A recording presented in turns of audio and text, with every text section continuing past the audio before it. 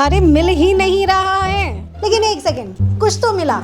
ये 100 रुपए का नोट, यही लगाते हो ना आप अपनी 99 क्लास में, और जाकर वो 3 घंटे की वर्कशॉप लेते हैं जिसमें कुछ नहीं सीख पाते हो। एक काम करो, इसे रखो अपने पास, एंड साथ ही में मैं लेकर आई हूँ आप सभी के लिए ऐसे 10 सुपर पावर वाले हैक जो कि आपके काम को बहुत ज्यादा इफेक्टिव बना देंगे। देखिए, उस वर्कशॉप में आप कुछ सीखे ना सीखे, यहाँ पे 30 सेकंड के अंदर ये सभी हैक्स आपको सीखने को मिलेंगे जो आपके टाइम को बहुत ज्यादा बचा सकते हैं, आपको हार्ड वर्क से स्मार्ट वर्क की तरफ ले जा सकते हैं। तो चलें, अब ज्यादा देर नहीं करेंगे। अगर आप कोई पर्टिकुलर टॉपिक जानना चाहते हैं तो टाइम स्टैम्प्स डिस्क्रिप्शन में मिल जाएंगे। डेटा चाहते हैं तो ऐप इंस्टॉल कर सकते हैं, डिटेल्स डिस्क्रिप्शन में मिल जाएगी। और साथ ही साथ में अगर मेरे साथ ये सारे हैक सीखने हैं तो ज्यादा देर नहीं करना है, इस वीडियो को यहीं शुरू करना है, बिना स्किप किए देखना है, और कमेंट करना तो वो तो आप कर ही देंगे। चलें अब शुरू करते हैं, लेट्स गेट स्टार्टेड।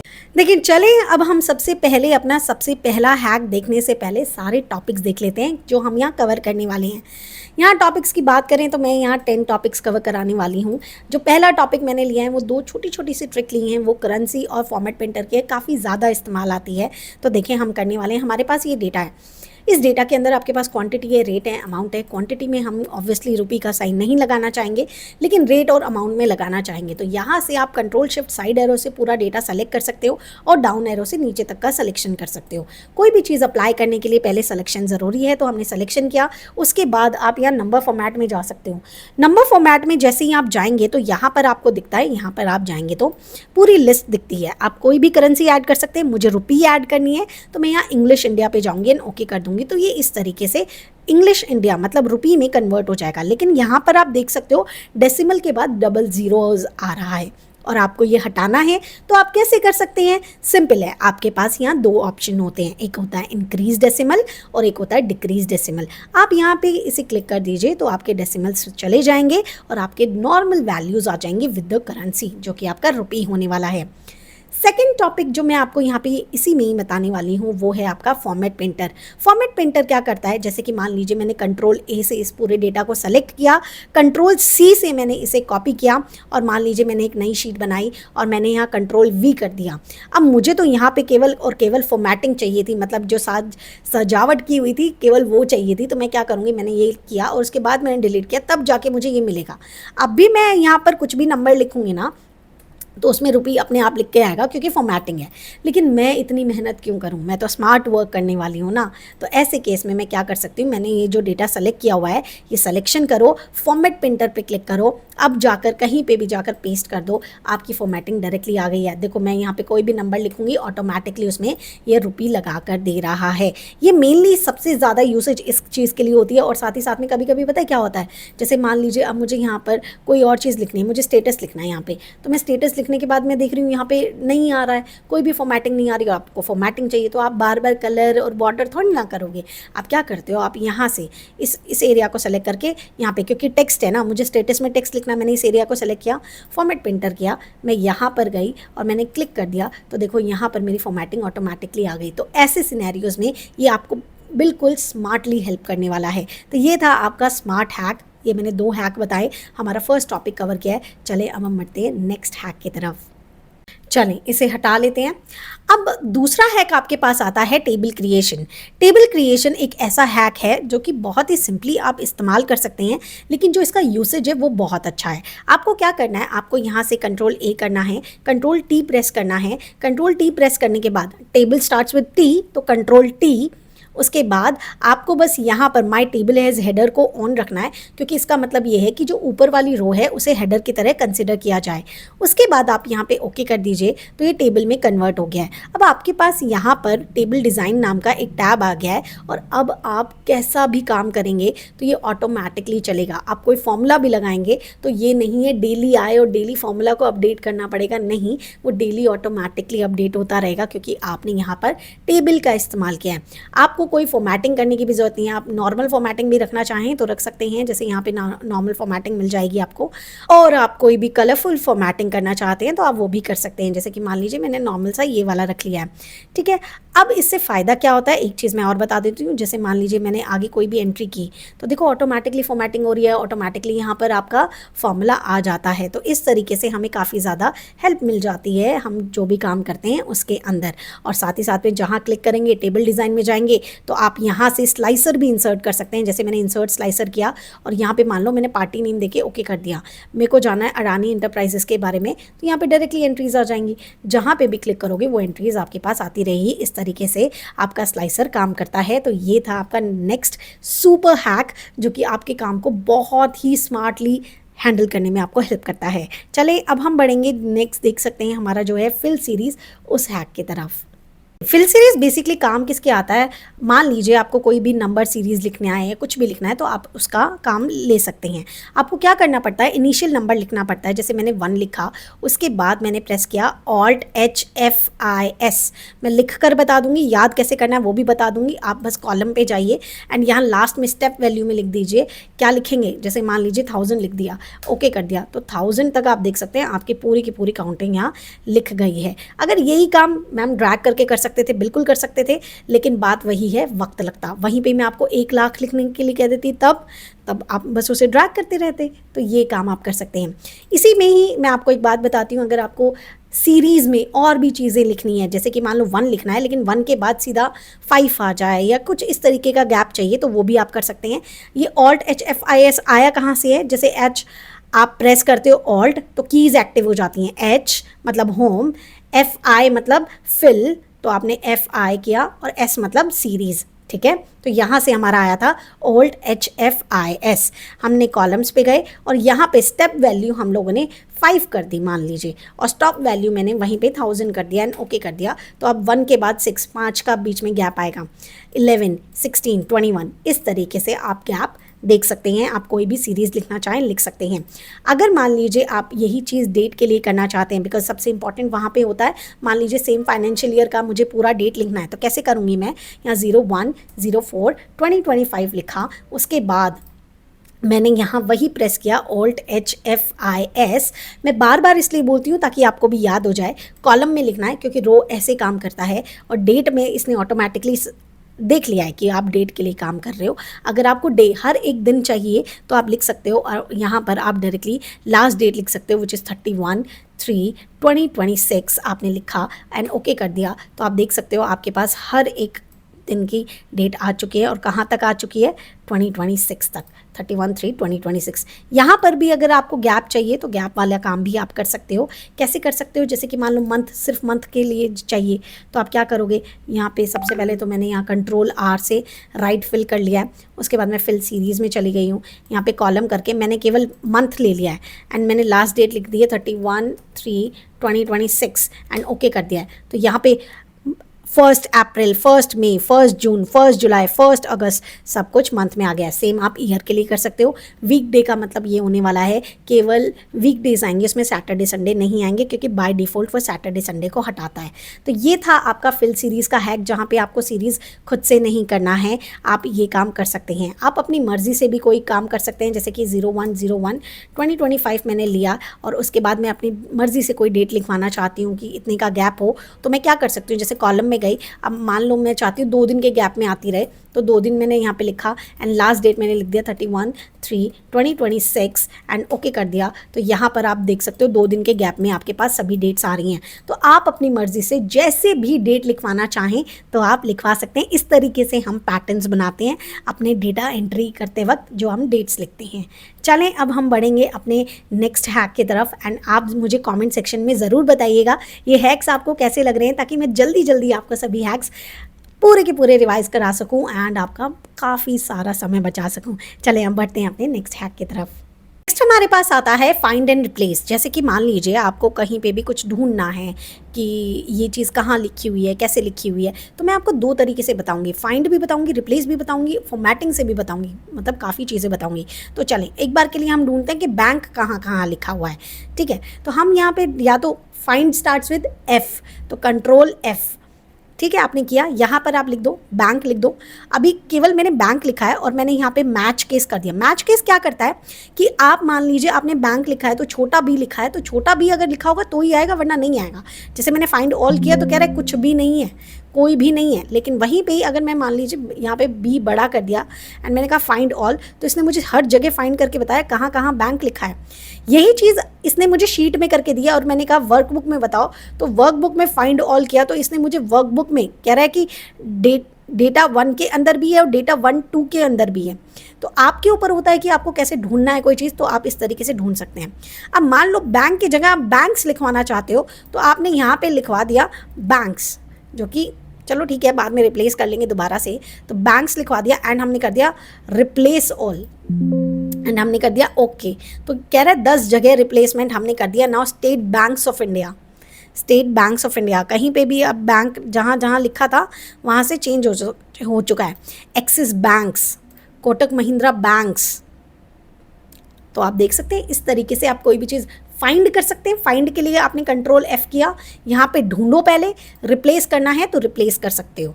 अब मान लो ऊपर बैंक्स हो चुका है, अब मुझे बाकी वापस से बैंक करना है, तो मैंने डायरेक्टली रिप्लेस वाले में लिखा ऊपर बैंक्स, मतलब फाइंड व्हाट, मतलब जिसको ढूंढना है, बैंक्स को ढूंढना है। रिप्लेस किससे करना है, बैंक से करना है।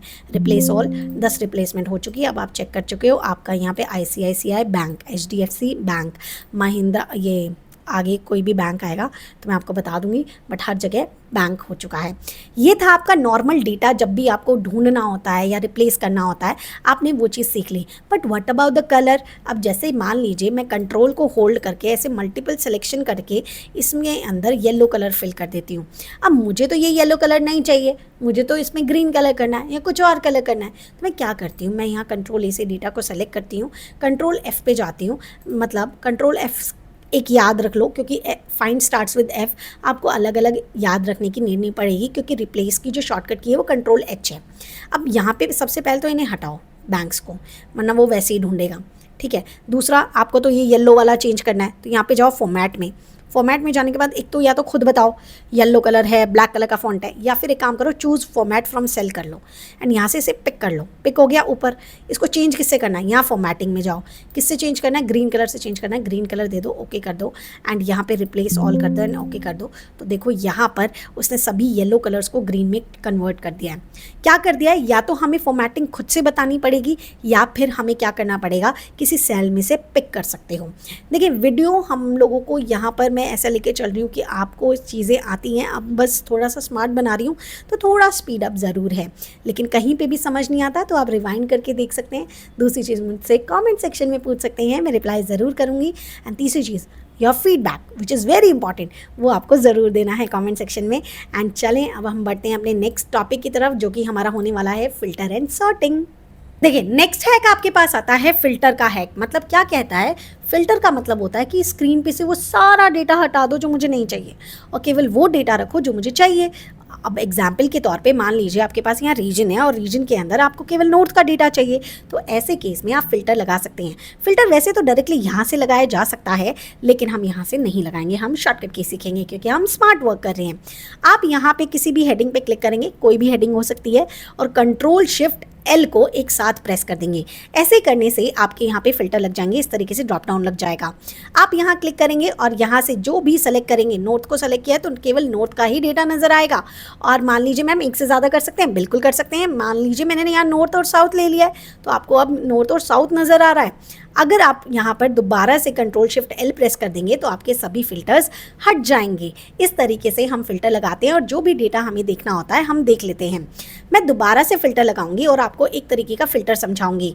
जैसे कि मान लीजिए मुझे केवल ये जानना है कि बैंक जहाँ लिखा है वो डेटा आ जाए, तो अब डायरेक्टली तो ऐसे नहीं आ सकता। तो हम यहाँ पार्टी नेम में जाएंगे, यहाँ पे फ़िल्टर्स में जाएंगे और टेक्स्ट फ़िल्टर्स में जाकर कंटेन्स में जाएंगे। कंटेन्स में जाने के बाद मैं यहाँ पे लिख देती हूँ बैंक एंड मैं कर देती हूँ ओके। तो जहाँ जहाँ केवल बैंक लिखा था वो आपके सामने आ चुका है। मैम एक से ज़्यादा फ़िल्टर लग सकता है, बिल्कुल लग सकता है। जैसे यहाँ पे पार्टी नेम में लगाया, मैम दोबारा से अगर मैं यहाँ पे रीजन में लगा के चेक करना चाहूँ तो बिल्कुल कर सकते हो आप। इस तरीके से दोनों फ़िल्टर्स लग जाएंगे।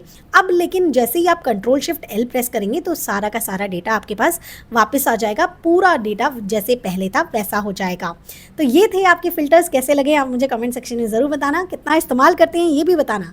चलें, इसी के अंदर एक टॉपिक आता है, वो आता है सॉर्टिंग। सॉर्टिंग के बारे में बता देती हूँ। सॉर्टिंग एक तरीके का अरेंजमेंट होता है कि कैसे आप डेटा को अरेंज करना चाहते हैं। जैसे मान लीजिए आपके पास यहाँ पर टेक्स्ट है, डेटा के अंदर 2 से 3 तरीके के डेटा होते हैं, या तो टेक्स्ट लिखा होता है, या नंबर लिखा होता है, या डेट लिखा होता है। तो अगर आपके पास टेक्स्ट लिखा है तो उसको अरेंजमेंट कैसे किया जा सकता है, या तो A to Z या Z to A। तो हम उसका अरेंजमेंट इस तरीके से करते हैं। When it comes to the number, तो नंबर को जो हम करते हैं वो स्मॉलेस्ट टू लार्जेस्ट और लार्जेस्ट टू स्मॉलेस्ट करते हैं। लेकिन when it comes to the date, तो मैंने बहुत बार आपको समझाया हुआ है, ये आप मुझे कमेंट सेक्शन में बता सकते हैं, मैं आंसर ज़रूर करूँगी कि डेट को आप कैसे सॉर्ट कर सकते हैं। चलें, अब हम यहाँ टेक्स्ट को करके देखते हैं। तो मैं यहाँ Ctrl+Shift+L ही प्रेस करूँगी। ऑल्दो आप डायरेक्टली सॉर्टिंग यहाँ से भी कर सकते हैं, बट इतनी मेहनत क्यों करनी।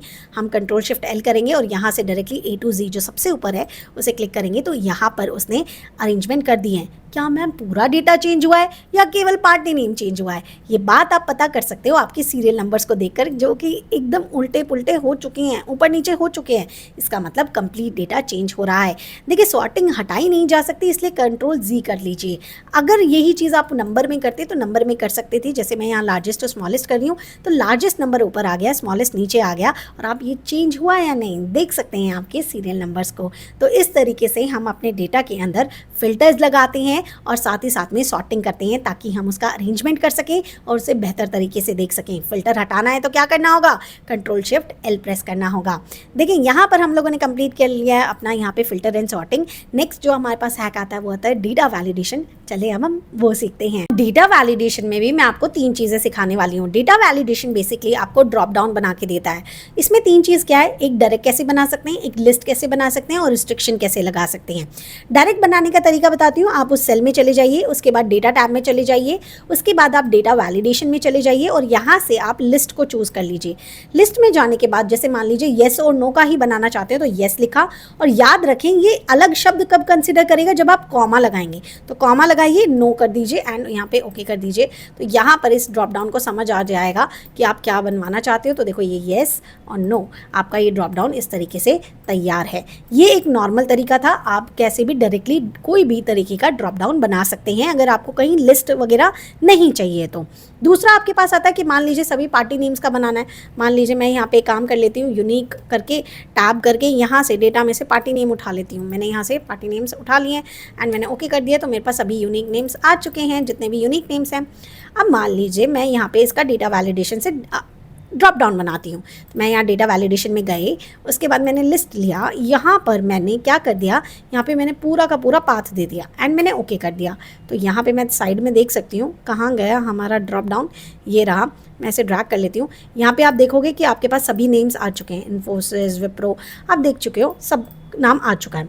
लेकिन अगर मैं जाकर यहाँ पर लास्ट में जाकर अब कोई अकाउंट्स एक्सपर्ट का नेम डाल दूँ, अकाउंट्स एक्सपर्ट मैंने नेम डाल दिया, ठीक है।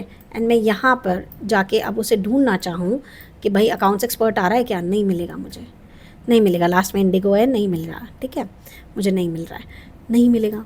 तो अब क्या कर सकते हैं ऐसे केस में आप क्या कर सकते हो, आपको मैं एक और ड्रॉप डाउन बनाना सिखाती हूँ, ठीक है।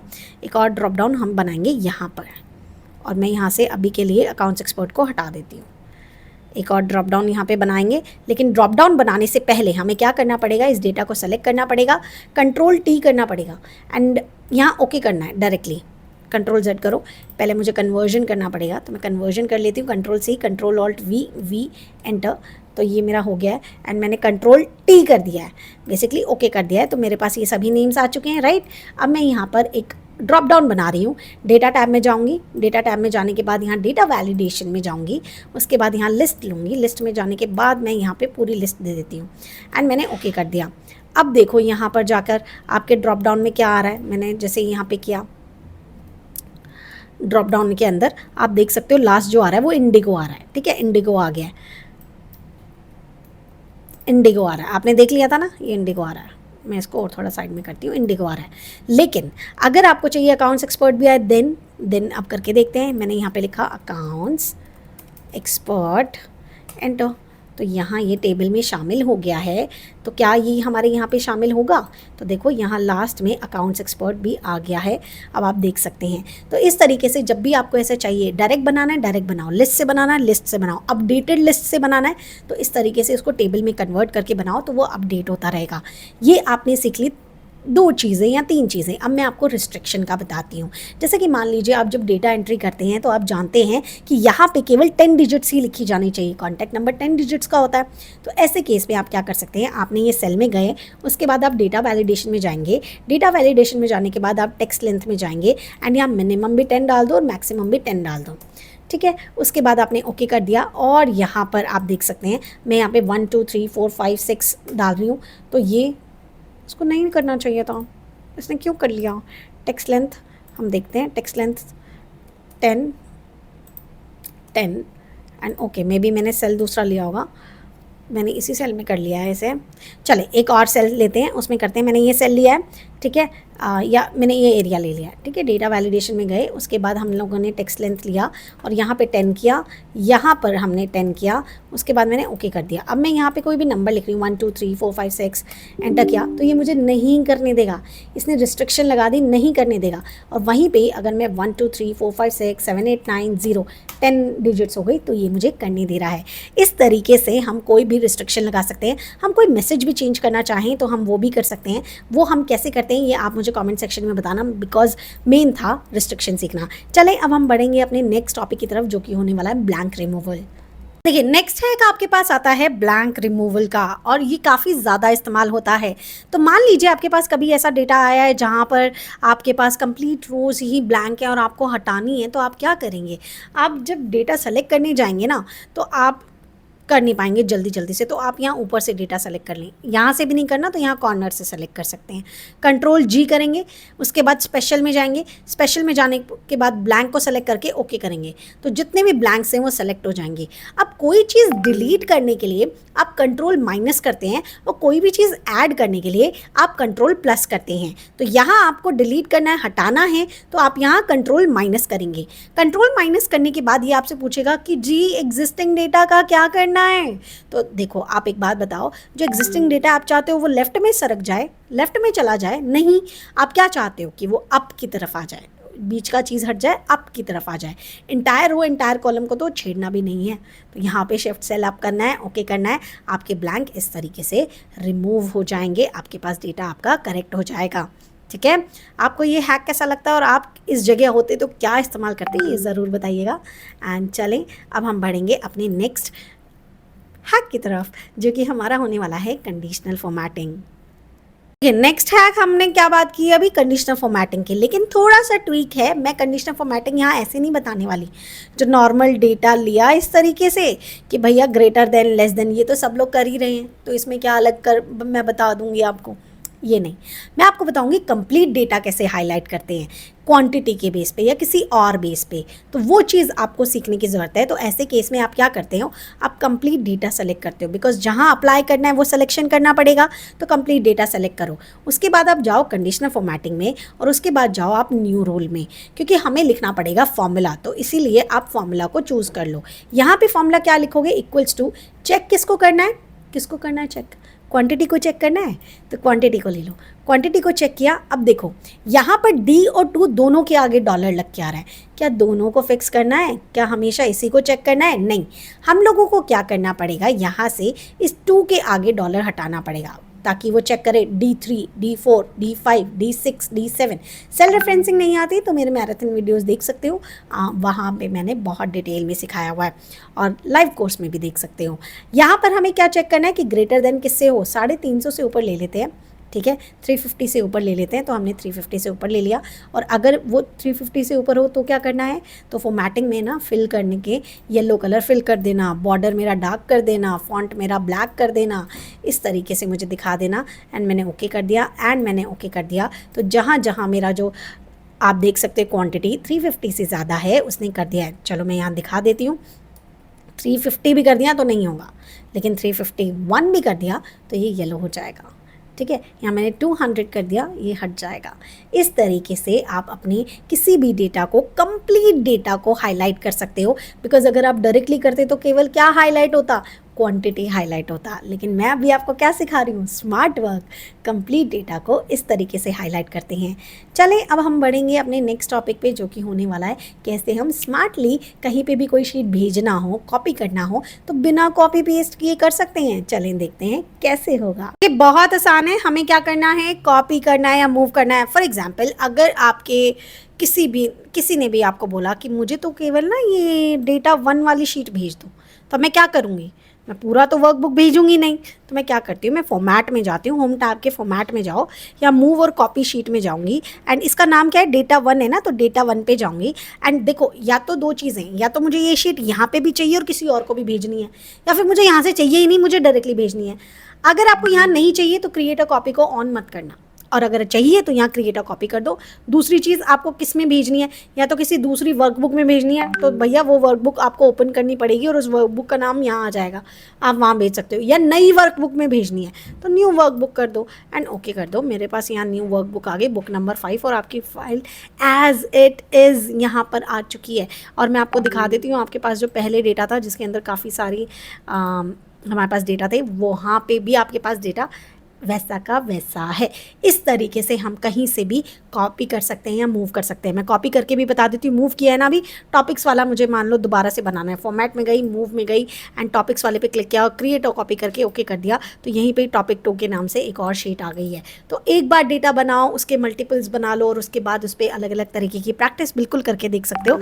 इस तरीके से हमें कहीं पर भी कुछ भेजना होता है, कहीं पर भी कोई चीज़ स्पेसिफिकली आपको भेजनी है तो कॉपी पेस्ट मत करो, ये वाला तरीका अप्लाई करो। कोई भी गलती नहीं होगी, कोई भी चीज़ इधर से उधर नहीं होगी, एज इट इज़ वो चीज़ वैसी की वैसी रहेगी। आई होप आपको ये हैक अच्छा लगा होगा। नेक्स्ट हम करेंगे शॉर्टकट कीज़, जो कि मैंने टॉप 5 शॉर्टकट कीज़ की हैं, क्योंकि काम शॉर्टकट है। मतलब प्रेस आपको एक छोटी सी की करनी है, लेकिन काम कुछ ज़्यादा बड़े वाले हो जाएं, ऐसी शॉर्टकट कीज़ ली हैं मैंने। बिकॉज ऐसे तो बहुत सारी वीडियोज़ हैं शॉर्टकट कीज़ की, लेकिन टॉप पिक्ड की हैं, तो चलें वो सिखाती हूँ आपको।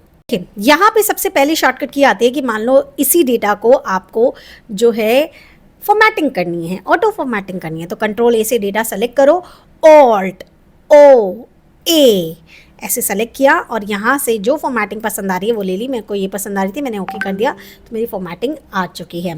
ये थी आपकी पहली शॉर्टकट की, क्या थी, alt O A for auto formatting. किसके लिए, आप ये नोट भी कर सकते हैं, मैं यहाँ पे लिख दे रही हूँ, ठीक है। वैसे मैं बोल के बता रही हूँ तो आपको वहाँ से समझ आ जाएगा। द सेकेंड आपके पास शॉर्टकट की आती है कि मान लीजिए इसी के अंदर आपको ग्रुप्स बनाने हैं, तो कैसे करेंगे। जैसे मान लो यहाँ तक का ग्रुप बनाना है, आपने ये सेलेक्ट किया, ऑल्ट ए जी प्रेस किया और ये कह रहा है कैसे आपको ग्रुप बनाने हैं, रोज़ में बनाने हैं, ओके कर लिया। तो देखो ये अपने आप में एक ग्रुप बन गया है, अपने आप में ग्रुप बन गया है। लेकिन आपको ये काम ज़्यादा तब देगा जब मान लीजिए आपने यहाँ कंट्रोल शिफ्ट एल करके यहाँ पर आपने ईस्ट के लिए आपने कर लिया, या आपने सॉर्टिंग कर ली, चलो A to Z कर लिया। अब आपने क्या किया, ये ईस्ट वाला एक सेलेक्ट करके यहाँ पे ऑल्ट ए जी प्रेस कर दिया एंड यहाँ ओके कर दिया, तो देखो ये ग्रुप बन गया ईस्ट का ग्रुप। इसी तरीके से आप चाहें तो नॉर्थ का भी ग्रुप बना सकते हैं। मैंने यहाँ पे नॉर्थ लिया, ऑल्ट ए जी किया और यहाँ पे ओके कर दिया, तो ये बन गया नॉर्थ का ग्रुप। तो यहाँ पे इस तरीके से आप चाहे जितने भी चाहें वो ग्रुप बना सकते हैं। ये नॉर्थ का ग्रुप आ गया, ये ईस्ट का ग्रुप आ गया। जितने ग्रुप बनाना चाहें उतने ग्रुप बना सकते हैं। क्या प्रेस करना है आपको, alt A G for the grouping part के लिए आप इसका इस्तेमाल कर सकते हैं।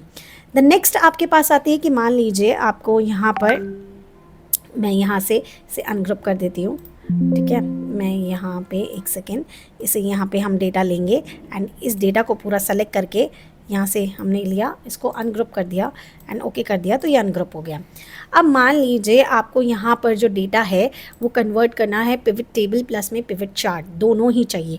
तो कंट्रोल ए करेंगे, ऑल्ट डी पी प्रेस करेंगे, आपके पास इस तरीके की विंडो आएगी। आपको क्या चाहिए, पिवट चार्ट प्लस में रिपोर्ट दोनों चाहिए। नेक्स्ट करो और फिनिश कर दो उसे एंड यहाँ पर आप देख सकते हो आपके पास पिवट टेबल एंड चार्ट दोनों आ गए हैं। अब आपको बस जो बनाना है आप बना सकते हो। आप देख सकते हो आपका यहाँ पिवट टेबल भी बन रहा है और चार्ट भी बन रहा है, और दोनों के दोनों एक सिंगल शॉर्टकट की से आपने ये काम कर लिया। आपको बहुत ज़्यादा मेहनत नहीं करनी पड़ी है। तो ये था आपका थर्ड हैक। एक और हैक मैं आपको बताती हूँ। हमारे डेटा के ऊपर जाएंगे हम लोग, डेटा वेज data, here is my data. अगर मान लीजिए आपको डायरेक्टली यहीं पे ही कोई चार्ट बनाना होता तो आप क्या करते, कंट्रोल ए से डेटा को सेलेक्ट करते, ऑल्ट F1 प्रेस करते तो यहीं कि यहीं आपका चार्ट बन जाता। अब ये चार्ट थोड़ा मेसी है क्योंकि डेटा ज़्यादा है, आप अपना चार्ट उसी अकॉर्डिंग बना सकते हैं, डेटा को चूज़ करके बना सकते हैं, लेकिन इस तरीके से आपका एक डायरेक्टली डेटा बन जाता है, चार्ट बन जाता है क्या प्रेस करने से, ऑल्ट F1 प्रेस करने से। तो यहाँ पर हम लोगों ने क्या क्या सीखा एक बार के लिए देखते हैं ताकि हम देख सकें। ऑल्ट OA सीखा, ऑल्ट F1 सीखा, ऑल्ट AGG सीखा, मैं इसको यहाँ ले जाती हूँ, ऑल्ट AGG सीखा, एक हमने सीखा ऑल्ट DP सीखा। यहाँ पर हम लोगों ने ये 4 चीज़ें सीखी हैं। इसके अलावा मान लीजिए आपको टोटल करना है तो टोटल करने के लिए इतनी मशक्क़त करने की ज़रूरत नहीं है, बस एरिया सेलेक्ट करो, ऑल्ट इक्वल टू प्रेस करो, आपके टोटल्स यहाँ आ जाएंगे। आप देख सकते हैं आपके टोटल्स आ चुके हैं। आप चेक करना चाहते हो आपका टोटल करेक्ट आया या नहीं, तो आप यहाँ से चेक कर सकते हो आपका टोटल क्या है, 3771696 एंड हेयर योर टोटल, जो कि एकदम एक्यूरेट है। हमने क्या प्रेस किया, हमने यहाँ पे प्रेस किया ऑल्ट इक्वल्स टू, आप जैसे ये प्रेस करते हो आपका यहाँ पे सम हो जाता है। तो ये थी आपके लिए टॉप 5 शॉर्टकट कीज़ जो मैंने पिक की थी, जो काफ़ी ज़्यादा हेल्पफुल है और बड़े वाले काम ना बहुत ही जल्दी कर देती है। तो अगर आपको ये लगी है हेल्पफुल तो मुझे कमेंट सेक्शन में बताना। साथ ही साथ में देखें, अब हम इस वीडियो के एंड पे हैं, तो मैं कहना चाहूँगी कि अगर आप मेरे साथ सीखना चाहते हैं एक्सेल डिटेल लाइव, तो आप सीख सकते हैं, आप इनरोल कर सकते हैं हमारे लाइव कोर्स में। उसके लिए आपको सारी की सारी चीज़ें डिस्क्रिप्शन में मिल जाएगी, या डायरेक्टली ऐप पे जा सकते हो, आप वहाँ पे जाके डायरेक्टली इनरोल कर सकते हो, या हमें गिवन नंबर पे डायरेक्टली कॉल या व्हाट्सएप कर सकते हो, टीम आपको पूरी तरीके से गाइड करेगी। अब ये चीज़ें तो होती रहेंगी, लेकिन याद रखें जो चीज़ नहीं भूलनी है वो है आपकी कॉमेंट्स, बिकॉज आपके कॉमेंट है मेरे लिए feedback, and feedback is very important. आप फीडबैक देते हैं ना तो मुझे पता लगता रहता है कि मैं अच्छा कर रही हूँ, मैं सही कर रही हूँ, या मुझे ऐसी ही और चीज़ें आपके लिए लेकर आती रहनी है। तो चलें अब हम मिलेंगे नेक्स्ट वीडियो में, नेक्स्ट टॉपिक भी बता देना। Till then good bye, bye bye, have a good day.